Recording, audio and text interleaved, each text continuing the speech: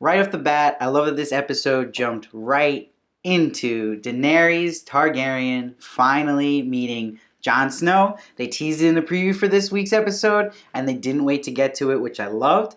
I love just him walking up with Davos and Tyrion to meet Daenerys and seeing the dragon fly overhead. Davos and Jon's reaction was priceless. Like, they literally almost shit their pants. And seeing Jon Snow in that kind of phase where he's that terrified was incredible. It was such a kind of wake up call to him too. Like, this is the game right now. There's so many things involved. Besides him just a guy seeing White Walkers, now he's a guy who just saw dragons, which he's never seen before, and he has no idea he's a Targaryen. So, very cool scene just in general. But when he actually gets into Daenerys' little lair there and sees her on the throne, then he's really figuring out what he's dealing with.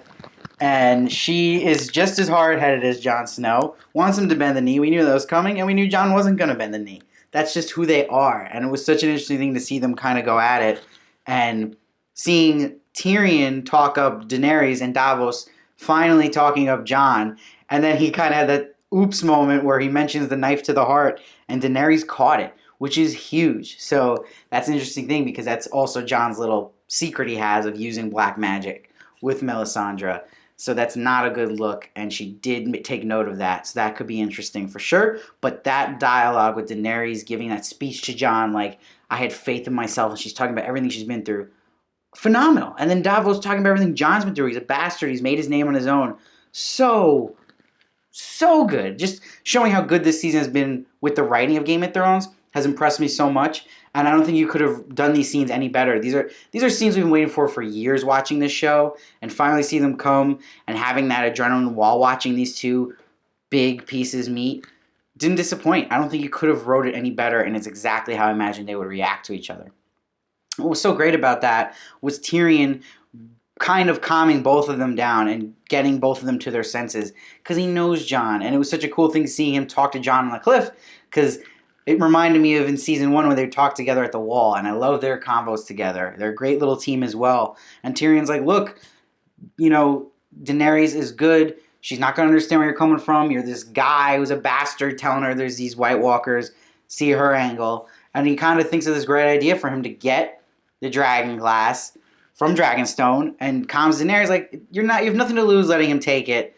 Try it. You're going to need him as an ally because they just lost some. They got the news about Euron Greyjoy getting rid of some of their alliances. So I thought that was such a great scene with Daenerys and Jon as well. And it showed they both showed their good side to each other, which was really nice to see.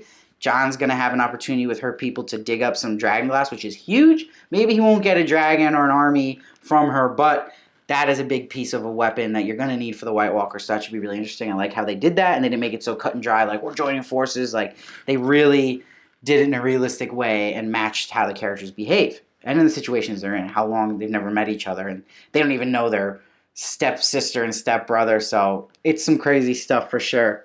Oh, also wanted to mention, Melisandre talking to Varys real quick, hiding up there was kind of hysterical, that she's like, oh yeah, I killed this girl, and yeah, Davos is going to kill me, and Jon Snow will kill me, pretty much, so I love that, but it was interesting that she was saying to Varys, like, hey, we're still big pieces and we're probably going to die here. Not even probably. Like, she sees this shit. She's been pretty accurate on her prophecies, so it's kind of scary. And she's a big piece still in this game, so we'll see where she ends up. Winterfell things got a little weird because now it's Littlefinger time and he's really got no big threat around him. And he's going to brainwash Sansa. We know this is coming. And I love his little speech where he's like, everyone's your enemy, everyone's your friend. So he does obviously say a lot of stuff that makes sense, but his intentions are bad. And he loves Sansa, but in a creepy way. And I don't know if he's really even for her best interest. It's all about Littlefinger. And he's got such a strategic mind, and we're waiting for his big move to come. It's going to come soon.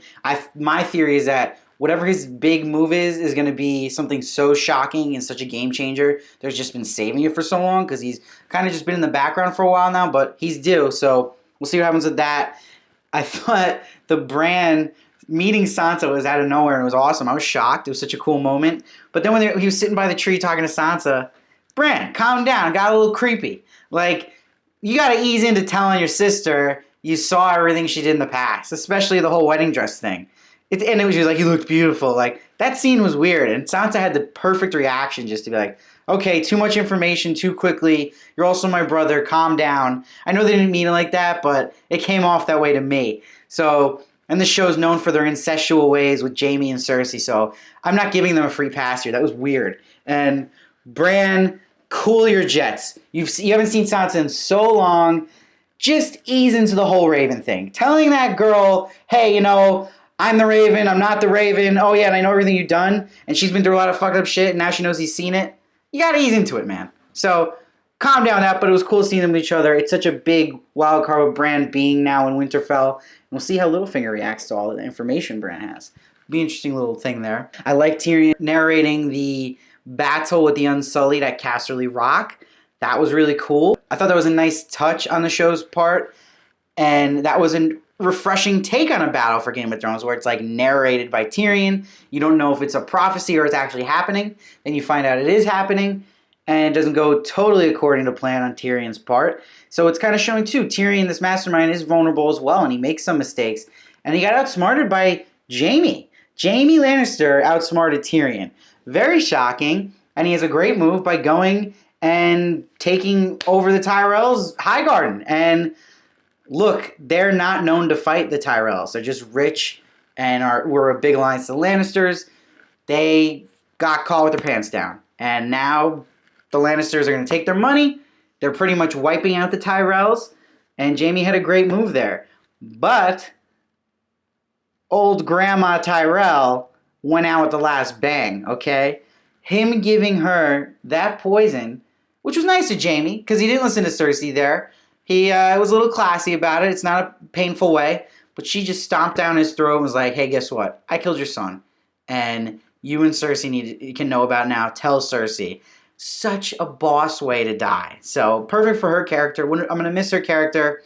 Great death. One of the best deaths on the show in an honorable way. It's an interesting scene on Jaime's part because it showed Grandma Tyrell pretty much calling him out saying, you're not as much of a monster as Cersei, but you're in love with a monster and you just enable her in a way. And that is the thing. Jaime's been on a redemption arc on this show, and seeing him, he has parts I really like about Jaime, and at a point we really like Jaime in the show, and then he kind of goes backwards when he meets Cersei again, and Cersei just brings out the worst in him. So I think Jaime's story is going to end on, okay, is he going to choose Cersei's love or his actual moral compass in the end? Because I believe he doesn't agree with anything really Cersei does, but he's just in love with her and obsessed with her, and he just goes with what she does. He's kind of like the bitch in the relationship. So this episode really was amazing to me. I didn't think there was one bad scene. I'm going to give this episode a 9.5. I think Game of Thrones this season is killing it. The writing has been spectacular. And what's better about this season than last season so far is it's not doing the fan servicing anymore. It's not doing what we're all expecting. It's still shocking, just like how they went to the Tyrells. Jaime, this episode shocked me. And last week, shocking with Euron coming out of nowhere. They're doing that shock value again, and they're doing it fast. They're moving this season along. We only got a couple episodes left, so we'll see what happens. They're going to have to resolve this White Walker thing before the mid-season finale.